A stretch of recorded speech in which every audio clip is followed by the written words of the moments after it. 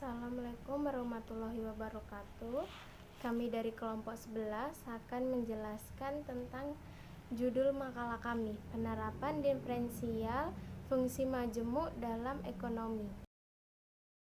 Diferensial adalah persamaan matematika untuk fungsi suatu variabel atau lebih yang menghubungkan nilai fungsi itu sendiri. Diferensial juga disebut sebagai turunan yang merupakan suatu perhitungan terhadap perubahan nilai fungsi karena perubahan nilai input atau variabel. Penerapan diferensial terbagi menjadi 3.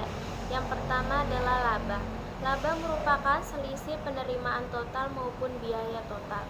Pada umumnya, ukuran yang sering digunakan untuk menilai berhasil atau setidaknya manajemen suatu perusahaan adalah dengan melihat laba yang diperoleh perusahaan tersebut. Yang kedua adalah pajak. Pajak salah satu sumber penerimaan pemerintah adalah dengan penarikan pajak. Misalnya pajak penjualan yang dikenakan pajak pemerintah terhadap setiap unit produksi. Untuk itu pemerintah harus menentukan berapa besar tarif pajak yang harus diberlakukan. Investasi disebut juga sebagai penanaman modal yang merupakan komponen kedua yang menentukan tingkat pengeluaran. Diferensial dan fungsi majemuk dalam ekonomi. Yang bagian pertama tentang permintaan marginal dan elastisitas permintaan parsial. Apabila dua macam barang mempunyai hubungan dalam penggunaannya, maka permintaan atas masing-masing barang akan fungsional terhadap dua barang tersebut. Terdapat dua macam elastisitas permintaan, yaitu elastisitas harga permintaan dan elastisitas silang permintaan. Baik yang kedua yaitu perusahaan dengan dua macam produk dan biaya produksi gabungan. Apabila sebuah perusahaan menghasilkan dua macam produk dan biaya yang dikeluarkan untuk memproduksi kedua macam produk tersebut disebut dengan produksi gabungan atau joint production cost. Maka untuk menghitung keuntungan maksimum yang diperoleh dapat diselesaikan dengan pendekatan diferensial parsial. Baik, saya akan melanjutkan penjelasan dari teman saya, yaitu yang ketiga, utilitas marginal parsial dan keseimbangan konsumsi. Kepuasan konsumen dilambangkan dengan U, dan barang-barang yang dikonsumsi dilambangkan dengan Q1. Keseimbangan konsumsi merupakan suatu keadaan atau tingkat kombinasi konsumsi beberapa macam barang yang memberikan kepuasan optimum.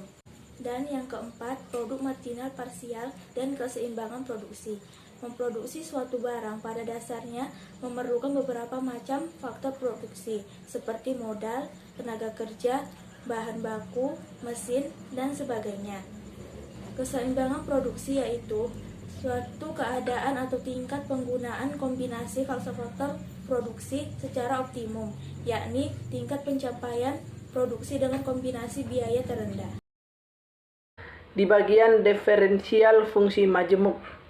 Yang pertama, diferensiasi untuk fungsi-fungsi yang mengandung lebih dari semacam variabel bebas. Yang kedua, diferensiasi parsial, diferensiasi secara bagian demi bagian. Yang ketiga, pada umumnya variabel ekonomi berhubungan fungsional, tidak hanya satu macam variabel tetapi beberapa macam variabel.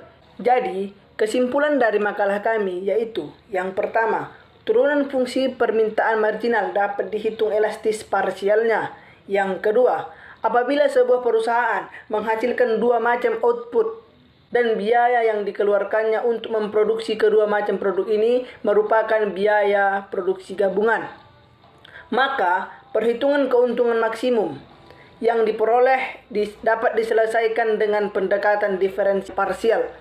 Yang ketiga, bahwa keseimbangan konsumsi akan tercapai apabila hasil bagi utilitas marginal masing-masing barang terhadap harga bernilai sama. Yang keempat, produksi optimum dengan kombinasi biaya terendah akan tercapai apabila hasil bagi produk marginan diinput terhadap harganya yang bernilai sama. Terima kasih.